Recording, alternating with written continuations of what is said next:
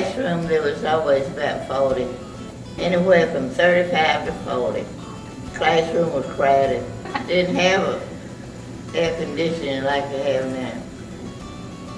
Just open the windows. I have to laugh at one of the doctors. Had 3 children, and his wife was very active volunteer.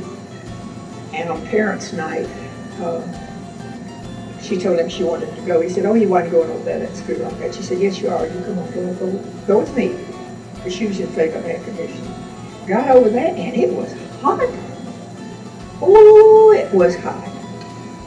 And he had said, "You know, we didn't have air conditioning when I was in school." That was his thing. And he nearly roasted. And when he left, he said, "Go ahead for air conditioning. They need it."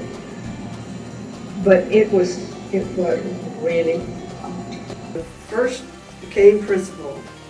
That's when they put in, that first summer, that's when they put in the air conditioning. I know the parents were very eager. They were always, you know, those first days, always some of them there, wanting to see what was going on in that pretty place. And so I enjoyed that.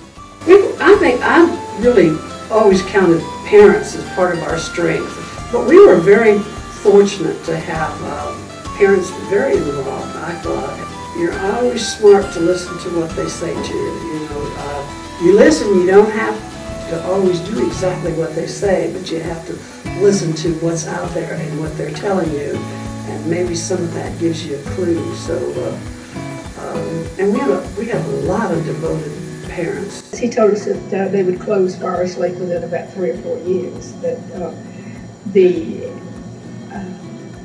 trend, a very positive, big deal trend, was that they were building one-child apartments, a couple and a child, and that was the way it was going, and that was the way it would go with Forest Lake. And obviously, we couldn't stay open because we had families that had 3, 4. We had one family that had 12 children.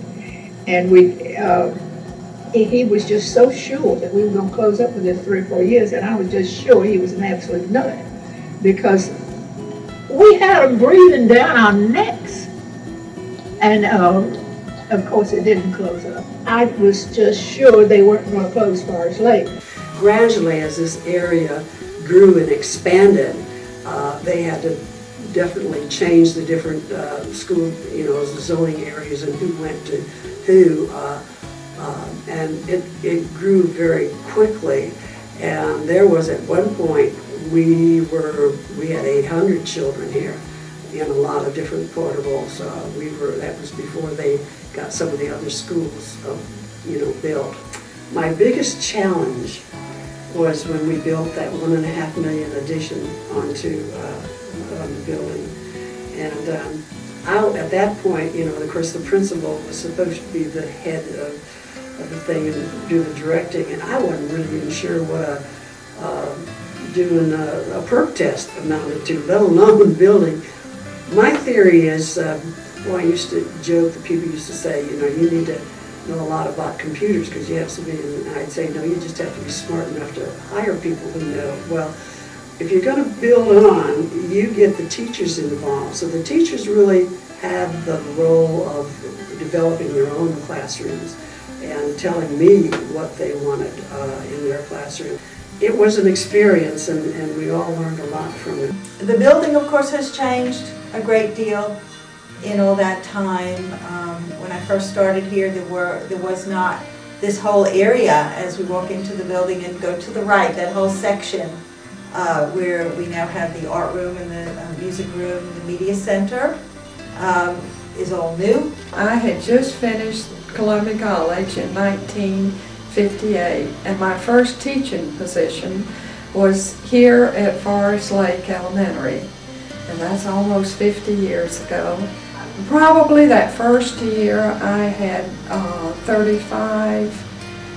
The second year it was closer to 45. It was a room full. I can remember the room now that I've come back where I taught, and you say a first grade. I think it was room 9 today when I looked. Just good memories though. Of course, I remember most, all my students, and counting up the number of students in 30 years, it's close to 2,000 students, I would imagine, about 50 or so students per year over 30 years, 1,500 to 2,000 students. When you think about it that way, that's a lot of students.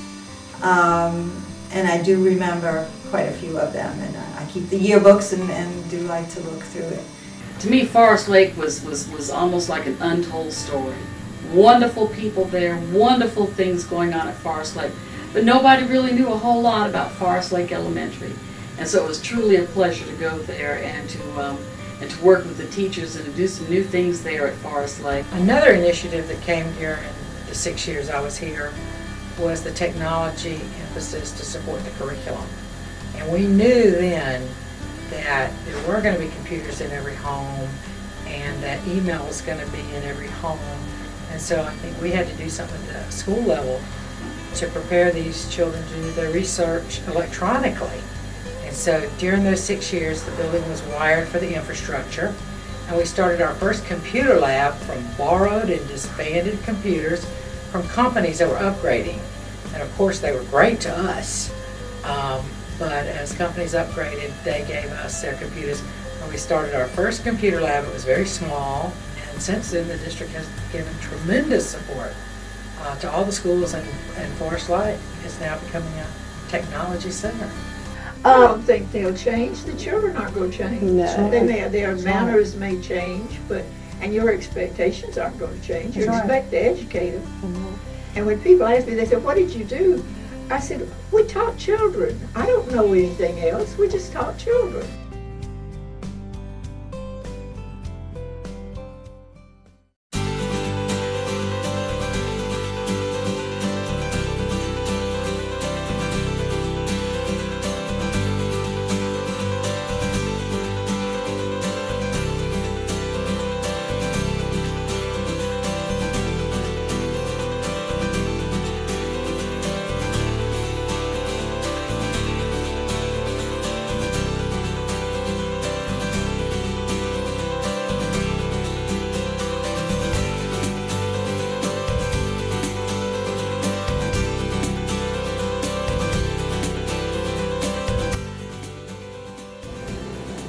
Go ahead and in spite of everything, do what you do best. Just in spite of everything that anybody tells you or you can do, go ahead and teach children.